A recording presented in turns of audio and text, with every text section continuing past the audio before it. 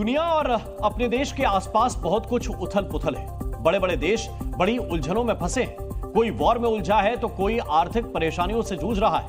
पूरी दुनिया में एक असुरक्षा का भाव भी है, लेकिन एक देश है जो अपने बूते खड़ा ही नहीं है बल्कि तमाम मोर्चों पर इतिहास रच रहा है। भारत के लिए पिछला एक दशक डिफेंस के मोर्चे पर खास तौर से गेम चेंजर रहा है। तो आइए देखते हैं आज रक्षा क्षेत्र में भारत ने कैसे दुनिया में अपना लोहा मनवाया। ये न्यू इंडिया है और इसे हाल के कुछ वर्षों में रचा और गढ़ा गया है। नई सोच दी गई है, नई दिशा तय की गई है, जिससे देश की दशा बदलती चली गई। भारत और भारतीयों के दमखम और जज्बे पर कभी शक नहीं रहा, लेकिन इसके लिए जरूरत सही रणनीति की होती है। देश ने उसी रणनीति पर काम किया और हमने कामयाबी के परचम लहराए। जो भारत कुछ समय पहले तक हथियारों के लिए बड़े पैमाने पर दूसरे देशों पर निर्भर था, आज वही काफी हद तक अपनी रक्षा जरूरतें ही पूरी नहीं कर रहा, बल्कि रक्षा सेक्टर निर्यात में भी आगे निकल गया है। न्यू एज वॉरफेयर में भी अपनी श्रेष्ठता सिद्ध की। इस ऑपरेशन के दौरान हमारे मेड इन इंडिया हथियारों की प्रामाणिकता सिद्ध हुई। आज दुनिया देख रही है 21वीं सदी के वॉरफेयर में made in India defence equipments, इसका समय आ चुका है। हमारा रक्षा निर्यात जो 2014 में महज 1500 करोड़ के आसपास था, वो आज बढ़कर 2025 में 21,000 करोड़ से अधिक का हो चुका है। 2014-15 में हमारा रक्षा उत्पादन आज की तुलना में कुछ भी नहीं था। मेक इन इंडिया की पहल का कमाल देखिए कि आज हमारा रक्षा उत्पादन लगभग 1.5 लाख करोड़ तक पहुंच गया है, जो 2014-15 से लगभग 174% ज्यादा है। लेकिन असली कमाल तो हमारे रक्षा निर्यात में भी हुआ है, जो 2014-15 की तुलना में 2023-24 में करीब 30 गुना हो गया। रक्षा क्षेत्र में आत्मनिर्भरता की हमारी अथक कोशिशों और सरकार के प्रयासों ने हमारे रक्षा आयात को काफी कर दिया है। 2010 में दुनिया में होने वाले रक्षा आयात में से 11% हिस्सा अकेले भारत का था। यानी तब भारत विश्व के उन कुछ बड़े देशों में शामिल था जो रक्षा क्षेत्र में बुरी तरीके से आयात पर निर्भर था। लेकिन आज दुनिया भर में होने वाले रक्षा सामग्री के आयात में भारत का हिस्सा सिर्फ 4% रह गया है। यानी आयात पर हमारी निर्भरता करीब 1/3 रह गई है।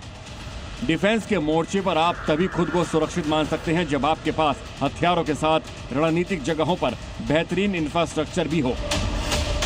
हमने ये काम भी बखूबी किया, LOC से लेकर LAC तक किया। बॉर्डर एरिया में तो कनेक्टिविटी सीधे सीधे देश की रक्षा जरूरतों से जुड़ी होती है, लेकिन इसे लेकर जिस तरह की गंभीरता थी और उसकी गंभीरता की आवश्यकता थी, जिस तरह की राजनीतिक इच्छा शक्ति की जरूरत थी, दुर्भाग्य से वैसी नहीं दिखाई गई। अटल टनल की तरह ही अनेक महत्वपूर्ण प्रोजेक्ट्स के साथ ऐसा ही व्यवहार किया गया। लद्दाख में दौलत बेग ओल्डी के रूप में सामरिक रूप से बहुत महत्वपूर्ण एयर स्ट्रिप 40-50 साल तक बंद रही। पिछले वर्षों में LAC पर सड़क, पुल और एयर स्ट्रिप्स का तेजी से निर्माण हुआ है। LAC और LOC पर 3000 किलोमीटर से ज्यादा सड़कें बनाई गईं, 250 से अधिक हेलीपैड और 130 से अधिक ऐसे पुल बनाए जो जरूरत के वक्त रणनीतिक लिहाज से गेम चेंजर साबित होंगे। लद्दाख और अरुणाचल जैसे सेंसिटिव इलाकों में एयर स्ट्रिप्स को अपग्रेड किया गया ताकि फाइटर जेट्स और ट्रांसपोर्ट विमान भी वहां आसानी से उतर सके। 200 से अधिक डोमेस्टिक डिफेंस कॉरिडोर विकसित किए गए।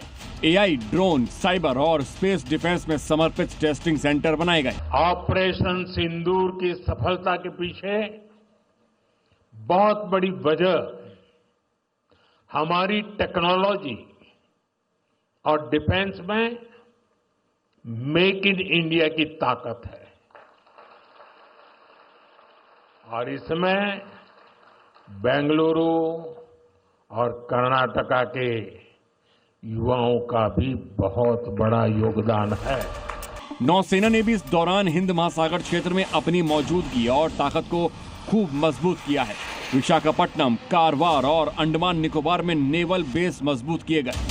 INS विक्रांत जैसे स्वदेशी एयरक्राफ्ट कैरियर अब हमारे पास हैं। देश ने क्वाड जैसी पहल से अन्य समान सोच वाली देश के साथ सामरिक सहयोग बढ़ाया। देश का रक्षा इंफ्रास्ट्रक्चर और रणनीतिक सहयोग पिछले 10 वर्षों में नई ऊंचाइयों पर पहुंच गया है। इन उपलब्धियों से बिल्कुल साफ है, भारत अब सिर्फ आयातक नहीं बल्कि रक्षा उत्पादन और इंफ्रास्ट्रक्चर में वैश्विक स्तर पर उभरती शक्ति है। अपनी जरूरतें ही पूरी नहीं कर रहा, दूसरे देशों की रक्षा जरूरतें पूरी करने की उम्मीद भी बन रहा है।